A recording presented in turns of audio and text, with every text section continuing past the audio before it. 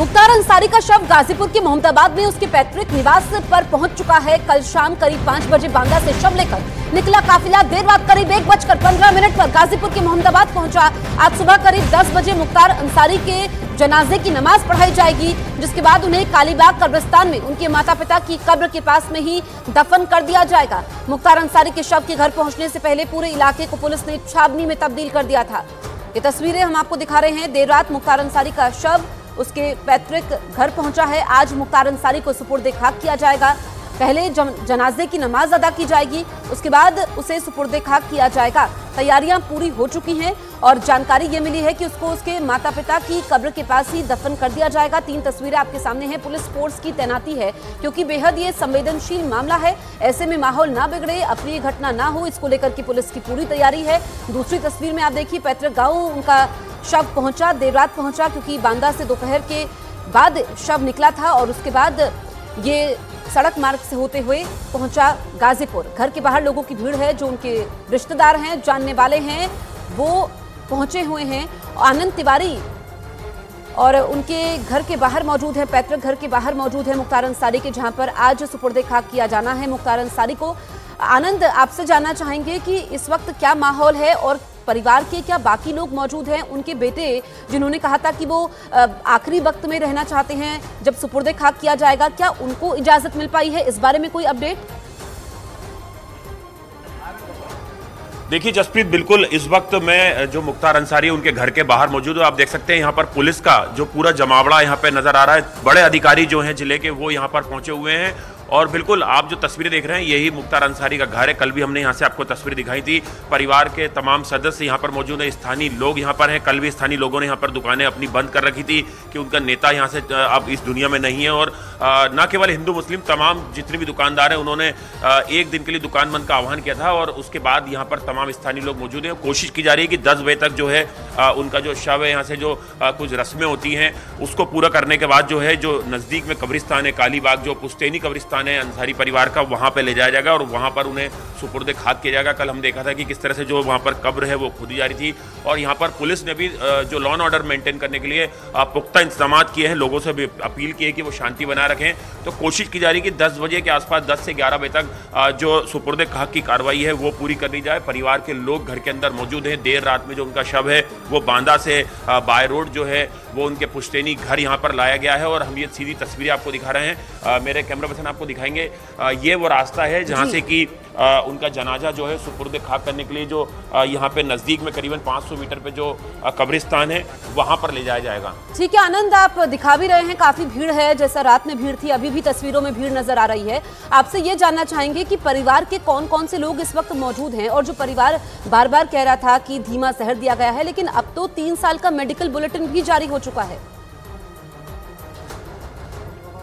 देखिए बिल्कुल बांदा प्रशासन ने न्यायिक जांच के आदेश दिए क्योंकि परिवार और कई राजनीतिक पार्टियां लगातार ये आरोप लगा रही थी कि मुख्तार अंसारी को जेल में धीमा जहर दिया जा रहा था, जिसको लेके उन्होंने बाकायदा इसकी शिकायत भी की थी कि उनकी हत्या कराई जा सकती है जेल के अंदर। उसको लेके प्रशासन जो है वो न्यायिक जाँच करवा रहा है। न्यायिक जाँच की रिपोर्ट आने में हालांकि ज़रूर थोड़ा वक्त लगेगा। इसमें जो मुख्तार अंसारी का पोस्टमार्टम है वो भी कल पूरा हो गया था और इसमें जो उनका बिस्तरा है उसे भी जो है वो सुरक्षित रख लिया गया है। 5 एक सदस्यीय पैनल था, उसने पोस्टमार्टम किया, उसके बाद पंचनामा हुआ जिसमें परिवार के सदस्य के लोग मौजूद थे। और यहाँ पर जो है पुलिस के लिए पहली प्राथमिकता यह है कि जो कानून व्यवस्था है वो दुरुस्त रहे। और हमने कल भी देखा था यहाँ पर जो जिले के कप्तान थे और जो प्रशासनिक अधिकारी थे वो लगातार जो है वो यहाँ पर मार्च कर रहे थे, गश्त कर रहे थे। और ये तस्वीरें मैं आपको देखने फिर से दिखाता हूँ। स्थानीय लोग जो हैं वो भी यहाँ पर मौजूद हैं। कल भी हमने उनसे बात की थी, उन्होंने कहा था कि हमारे लिए मुख्तार अंसारी रॉबिन हुड हैं और कई गरीबों की मदद उन्होंने की है। तो अलग अलग प्रतिक्रियाएं लोगों की मुख्तार अंसारी को लेकर आ रही थी और जैसा कि अब कोशिश ये की जा रही है कि जो रस्में होती हैं परिवार की वो पूरी करने के बाद यहाँ से और जो है उनके शव को जो है यहाँ से कब्रिस्तान के लिए जाएगा। हमारे साथ कुछ यहाँ पर स्थानीय लोग भी हैं, हम उनसे यहाँ पर बात करते हैं। भाईजान, किस तरह से देखते हैं मुख्तार अंसारी जी की छवि को? भाई अच्छी तरह से देखते हैं हम। हाँ, वो बहुत अच्छे आदमी थे, लेकिन आप लोग कुछ भी कहें, हाँ हमें तो राजनीति से लेना देना नहीं है भाई, जिसको लेना देना है ले। आपके नेता थे? हाँ नेता थे, वो तो यादगार रहेगा हमेशा के लिए। ठीक है आनंद, देखिए ये निजी राय निजी राय लोगों की है कि वो मुख्तार अंसारी को कैसे देखते हैं, लेकिन जिस तरीके से सैकड़ों मुकदमे उस पर दर्ज थे, पूर्वांचल में उसका दबदबा रहा था, आपसे ये समझना चाहेंगे कि लॉ एंड ऑर्डर मेंटेन रहे, शांति व्यवस्था ना बिगड़े, अप्रिय घटना ना हो, इसके लिए कितनी टीमें तैनात की गई है, पुलिस प्रशासन की क्या तैयारी है?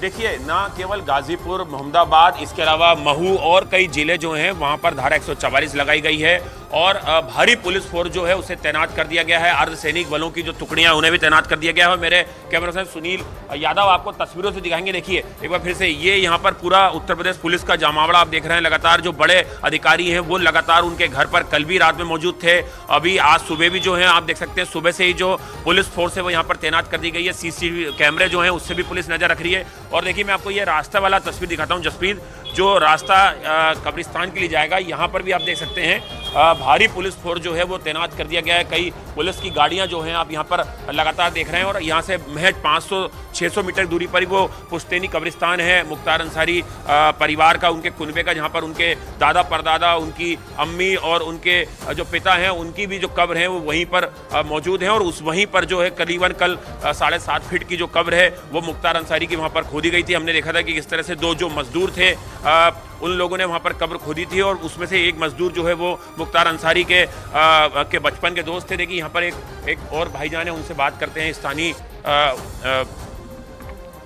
भाईजान, मुख्तार अंसारी जी को लेकर अलग अलग लोग किरदार बनाते हैं, कोई उन्हें बाहुबली बोलता है, कोई रॉबिन हुड, आप कैसे देखते हैं? अब आपका नेता नहीं है, आप कुछ कहना चाहेंगे? देखिए जसप्रीत, बहुत सारे लोग कुछ नहीं कहना चाह रहे हैं, बहुत सारे लोगों ने अपनी प्रतिक्रिया दी है। जी हाँ, आप कुछ बोलना चाह रहे थे, जी बताइए। मुख्तार अंसारी गरीबों का मसीहा है और गरीबों के लिए काम करता था। मुख्तार अंसारी जो मीडिया वाले कहते हैं कि मुख्तार के गलत शब्द बोलते हैं, मुख्तार एक बहुत बढ़िया इंसान था, बहुत अच्छे। तो देखिए यहाँ पर बिल्कुल जसप्रीत, लोगों की अपनी अपनी प्रतिक्रियाएं हैं और ये मैं आपको रास्ता दिखा रहा था जहाँ पे पुलिस के पुख्ता इंतजाम कर दिए गए हैं। कोशिश की जा रही है कि 10 से 11 बजे के बीच जो है उन्हें सुपुर्द खाक कर दिया जाए। ठीक है आनंद, आप नजर बनाए रखिए, आगे भी हम आपसे अपडेट लेंगे। फिलहाल शुक्रिया आपका। लेकिन सिर्फ मुख्तार अंसारी नहीं, उसका पूरा परिवार ही अपराध की दुनिया से जुड़ा है। मुख्तार की पत्नी, दोनों बेटों और उसके दोनों भाइयों पर गंभीर अपराध के कई मामले दर्ज हैं। और उत्तर प्रदेश पुलिस ने तो मुख्तार अंसारी की पत्नी अफशां अंसारी पर इनाम तक घोषित कर रखा है। लंबे वक्त से उत्तर प्रदेश पुलिस अफशां की तलाश में जुटी है, लेकिन वो करीब 1 साल से फरार चल रही है। पुलिस के मुताबिक मुख्तार अंसारी की पत्नी अफशां पर 11 मुकदमे दर्ज हैं। बड़े बेटे अब्बास अंसारी पर 8 मुकदमे हैं और अब्बास की पत्नी निघत अंसारी पर भी एक केस दर्ज है। मुख्तार के छोटे बेटे उमर के खिलाफ भी उत्तर प्रदेश पुलिस ने 6 मुकदमे दर्ज किए हैं। इसके अलावा मुख्तार के बड़े भाई सिकबतुल्लाह अंसारी पर भी 3 केस दर्ज हैं। गाजीपुर से समाजवादी पार्टी के लोकसभा उम्मीदवार और मुख्तार के भाई अफजाल अंसारी पर भी 7 मुकदमे उत्तर प्रदेश पुलिस ने दर्ज किए हैं। मुख्तार अंसारी के परिवार के खिलाफ धोखाधड़ी, जमीन पर कब्जा करने, हत्या के प्रयास और गैंगस्टर एक्ट के तहत केस दर्ज किए गए। मतलब उत्तर प्रदेश पुलिस के मुताबिक मुख्तार के अपराध के साम्राज्य में उसका परिवार भी भागीदार था। और जेल में रहते हुए ही एक के बाद एक मुख्तार अपराध की बड़ी वारदात को अंजाम दिलाता रहा। मुख्तार अंसारी पर 61 केस दर्ज थे, इनमें हत्या के 8 केस तो जेल में रहने के दौरान दर्ज हुए थे। मतलब यह कि मुख्तार जिस भी जेल में रहा उसका रुतबा हमेशा बना रहा। कहते हैं कि उस वक्त सियासी संरक्षण की वजह से जेलर कोई भी हो, चलती मुख्तार की थी। खबरों के मुताबिक मुख्तार अंसारी जेल से ही गैंग चलाता था। इलाहाबाद हाई कोर्ट ने मार्च 2023 में एक शूटर की जमानत पर सुनवाई के दौरान मुख्तार गैंग को देश का सबसे खतरनाक गिरोह कहा था। मुख्तार अंसारी पर दर्ज कुल 61 में हत्या के 8 केस तो जेल में रहने के दौरान दर्ज हुए थे। जिसका मतलब यह है कि वो बड़े आराम से जेल में बैठकर हत्या, लूट, अपहरण और अवैध वसूली के अपने रैकेट को चला रहा था। और जिस वक्त गाजीपुर में बीजेपी नेता कृष्णानंद राय की हत्या हुई थी, उस वक्त मुख्तार अंसारी जेल में सजा काट रहा था। 2002 में लखनऊ जेल में बंद मुख्तार अंसारी ने तो उस वक्त के जेलर शिव कुमार अवस्थी के सिर पर जेल के अंदर ही पिस्तौल तान दी थी।